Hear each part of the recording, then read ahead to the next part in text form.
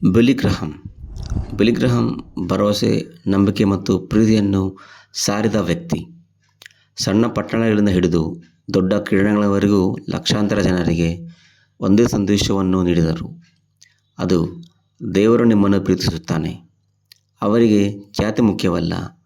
ಅವರ ಏಕೈಕ ಉದ್ದೇಶ ಕ್ರಿಸ್ತನತ್ತ ಜನರನ್ನು ಕರೆದೊಯ್ಯುವುದು.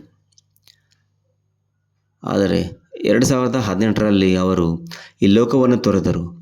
ಅವರ ವಾಕ್ಯಗಳು ಮತ್ತು ನಂಬಿಕೆ ಇಂದಿಗೂ ಪೀಳಿಗೆಗಳನ್ನು ಪ್ರೇರೇಪಿಸುತ್ತವೆ. ಬಿಲ್ಲಿ ಗ್ರಹಾಂ ಅವರ ಜೀವನ ನಮಗೆ ನೆನಪಿಸುತ್ತದೆ, ಸತ್ಯದಿಂದ ತುಂಬಿದ ಒಬ್ಬ ಧ್ವನಿ ಕೂಡ ವಿಶ್ವವನ್ನು ಬದಲಾಯಿಸಬಹುದು. ಆಮೆನ್.